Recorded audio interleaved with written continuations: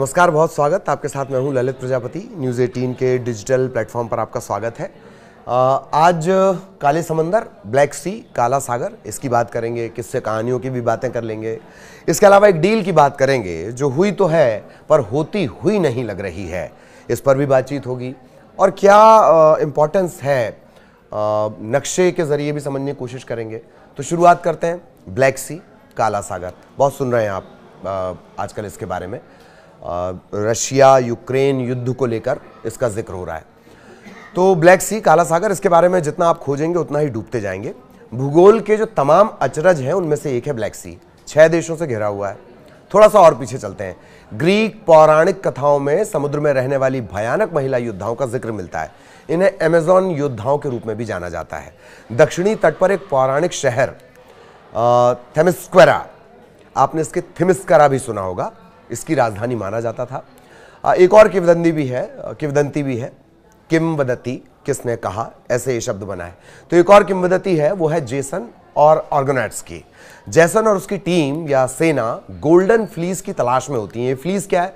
Fleece dragon के पास मौजूद एक पौराणिक पावरफुल आइटम है।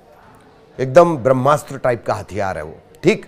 जेसन इसे किसी भी कीमत पर पाना चाहता है। इसके लिए वो कोल चिप्स, जो आजकल जॉर्जिया के तौर पर जाना जाता है, इसकी खतरनाक यात्रा पर निकलता है। तुर्की लोक कथाओं की बात करेंगे। काला सागर को कराडेनिज के नाम से भी जाना जाता है। जॉर्जियाई परंपरा के मुताबिक ये समुद्र के देवताओं और आत्माओं का घर है। इनके पास अपार शक्ति है, भयानक टाइप की शक्ति है और बहुत सारे रहस्य भी हैं। मतलब ये समझ लीजिए कि प्राचीन काल से ही ब्लैक सी या काला सागर इन 6 देशों के लिए बहुत अहम है। बस दौर बदल गया। कहानी, परंपरा, देवताओं, इनका स्थान धंधे ने ले लिया। सारा किस्सा धंधे का है, इसलिए पहले ब्लैक सी को समझ लीजिए। इसके बाद डील का अपडेट भी होगा, रूस की जिद भी होगी, नफे नुकसान की जानकारी भी देंगे। लेकिन पहले ब्लैक सी। ब्लैक सी के हालात को लेकर रशिया लगातार आर्थिक नुकसान झेल रहा है। इसीलिए अमेरिका ने सबसे पहले डील यहीं से शुरू की। वैसे भी आखिर अमेरिका से ज्यादा धंधे की समझ है भी नहीं किसी को, ये आप जानते ही हैं। रूस और यूक्रेन ने ब्लैक सी में नौसैनिक युद्ध विराम पर सहमति जता दी है। व्हाइट हाउस का कहना है कि सुरक्षित नौवहन सुनिश्चित करने, बल प्रयोग को समाप्त करने की अपेक्षा की जाती है। इसके अलावा कमर्शियल जहाज जो चलते हैं उनका किसी तरह के युद्ध में इस्तेमाल नहीं होगा, इसको लेकर भी डील हुई है। ब्लैक सी युद्ध का दक्षिणी मोर्चा है, यूक्रेन के लिए समुद्र तक पहुंचने का एकमात्र रास्ता, जो उसकी अर्थव्यवस्था और रक्षा की जीवन रेखा है। लंबे समय से ये व्यापार के लिए बहुत महत्वपूर्ण क्षेत्र रहा है, खासकर यूक्रेन और रूस के खाद्य पदार्थों के निर्यात के लिए। इस इलाके में अपना रुतबा बढ़ाने के लिए कई यूरोपीय देशों में जबर किस्म की होड़ है।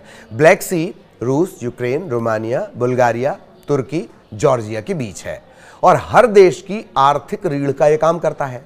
तुर्की इस विवादित इलाके का एक बड़ा खिलाड़ी है, लेकिन फिलहाल वो अपने ही घर में उलझा हुआ है, वहां बहुत विरोध प्रदर्शन चल रहे हैं। इसके अलावा राष्ट्रपति व्लादिमीर पुतिन की महान शक्ति बनने की जो महत्वाकांक्षा है, उसका केंद्र भी यही ब्लैक सी है, जो भूमध्य सागर और स्वेज नहर तक पहुंचने का सबसे छोटा रास्ता है। जैसे ही स्वेज नहर का नाम आ जाए, आप समझ लो फिर से धंधा। एक और गणित फटाफट समझ लीजिए। 1936 के मॉन्ट्रो कन्वेंशन ने तुर्की के समुद्र से जुड़े कई अधिकार तुर्की को मिल गए। शीत युद्ध के बाद 6 देशों के राजनीतिक गठबंधन में बदलाव आने लगे। बुल्गारिया और रोमानिया 2004 में नाटो के सहयोगी और फिर 2007 में यूरोपीय संघ के सदस्य बन गए, जबकि तुर्की यूरोपीय संघ की सदस्यता का उम्मीदवार और नाटो का सहयोगी है। 2000 के दशक की शुरुआत में जॉर्जिया, मोल्दोवा और यूक्रेन के पश्चिम के साथ जो है घनिष्ठ गठबंधन, कर्री वाली दोस्ती, इसकी डिमांड्स होने लगी। इसने रूस का दिमाग खराब कर दिया। पट्टे ने 2008 में जॉर्जिया पर आक्रमण कर दिया और 2014 में क्रीमिया पर कब्जा कर लिया। क्रीमिया पर कब्जा करने के साथ ही ब्लैक सी में रूस की सैन्य ताकत बढ़ गई। रूस ने हवाई और जमीनी मिसाइल प्रणालियों का इस्तेमाल करके नाटो सहयोगियों के खिलाफ यहां पे क्या स्थिति बना दी? नो गो जोन। ऐसी कोशिश रूस ने की। रूस धीरे धीरे इलाके में अपना रुतबा बढ़ाते रहा। झटका तब लगा जब यूक्रेन ने रूस के महत्वपूर्ण बेड़े, युद्धपोत, मोस्कवा और कई और युद्धपोतों को बड़ा नुकसान पहुंचा दिया। बंदरों की लड़ाई में बिल्ली रोटी ले गई, यानी ब्लैक सी में तुर्की की ताकत बढ़ गई। इसीलिए यह माना जा रहा है कि रूस को इस युद्ध विराम से ज्यादा फायदा हो सकता है, क्योंकि पिछले साल लगातार यूक्रेनी हमलों के कारण उसकी नौसेना को पीछे हटना पड़ा। अच्छा, एक बात और जान लीजिए, यूक्रेन ने रशिया को नुकसान पहुंचाया, पर हैरानी की बात यह है कि उसका कोई नेवल बेस नहीं है, मतलब नौसेना का कोई बेड़ा उसके पास है नहीं। तो किसकी मदद से हटाया होगा? अपने यूरोपीय फ्रेंड्स, अपने अमेरिका फ्रेंड जो अब उतनी फ्रेंडशिप में नहीं है, उनके दम पर उसने रूस को इतना बड़ा नुकसान पहुंचाया। फिर वापस आते हैं तो रूस और यूक्रेन दोनों देश कमोडिटी निर्यात के लिए इस काला सागर ब्लैक सी पर निर्भर हैं। वैसे 2022 के दौरान दोनों देशों ने एक समझौता किया, इसके तहत कीव को समुद्र के रास्ते अनाज भेजने की अनुमति दी गई, लेकिन रूस ने यह समझौता वापस ले लिया, या ये कहें कि तोड़ दिया। अब एकदम ताजा वाला अपडेट जान लीजिए। यूक्रेन के राष्ट्रपति व्लादिमीर ज़ेलेंस्की कुछ घंटों पहले मीडिया में नमूदार हुए। उनका कहना है कि उम्मीद है कि अमेरिका अब रूस की मांगों के सामने मजबूती से खड़ा रहेगा। वैसे भी ओवल हाउस में जो भयंकर गरियाए जाने की घटना हुई है, उसके बाद ज़ेलेंस्की का अमेरिका प्रेम और भरोसा दोनों बढ़ा है। इधर रूस ने ब्लैक सी में युद्ध विराम की शर्त के तौर पर खुद पर लगाए गए पश्चिमी प्रतिबंधों को हटाने की मांग की, जो युद्ध की शुरुआत के कुछ समय बाद उस पर लगा दिए गए थे। इसमें आयात निर्यात व्यापार पर तो रोक थी।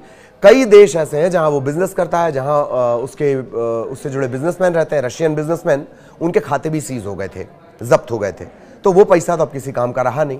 ये भी शर्त उसकी शामिल है। इधर अमेरिका ने मंगलवार को कहा कि सऊदी अरब में अमेरिकी अधिकारियों के साथ रूस और यूक्रेन के प्रतिनिधिमंडल 3 दिनों तक अलग अलग बातचीत करने के बाद ब्लैक सी में युद्ध विराम को लेकर आखिरकार सहमत हो गए हैं। ये व्हाइट हाउस की तरफ से बोल दिया गया। पिक्चर तब फंस गई, डील तब फंस गई जब कुछ देर बाद रूस की तरफ से बयान आया।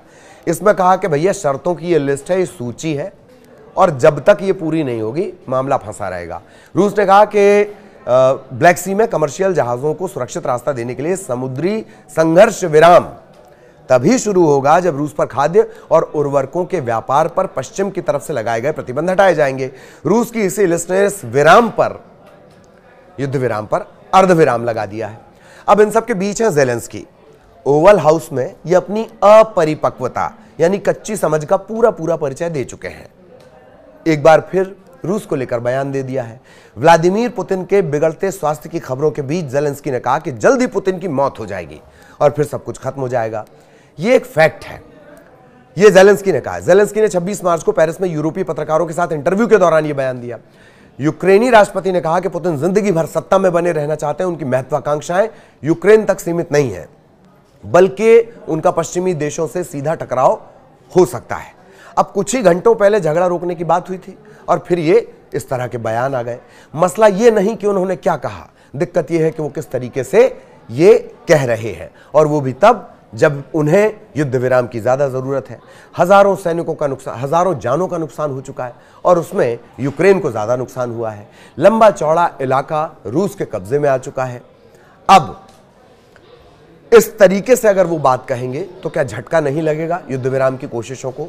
तो प्रिय ज़ेलेंस्की, क्या आपने वसीम बरेलवी को सुना है? वो बहुत गजब लिखते हैं। उन्होंने लिखा है, कौन सी बात कहां कैसे कही जाती है, ये सलीका हो तो हर बात सुनी जाती है। खैर, अब इस युद्ध विराम का क्या होता है? ये डील फाइनल होती है। ब्लैक सी की जो डील है, समझौता है, ये फाइनल होता है, नहीं होता है, इस पर दोनों देश कायम रहते हैं, नहीं रहते हैं, वो ताज़ा तरीन अपडेट हम आपको दे देंगे। लेकिन आज हमने बात कर ली ब्लैक सी का इंपॉर्टेंस है क्या और रशिया ने किस तरह से इसमें अभी पेंच फंसाया हुआ है। आगे भी अपडेट देते रहेंगे। फिलहाल इजाज़त, नमस्कार।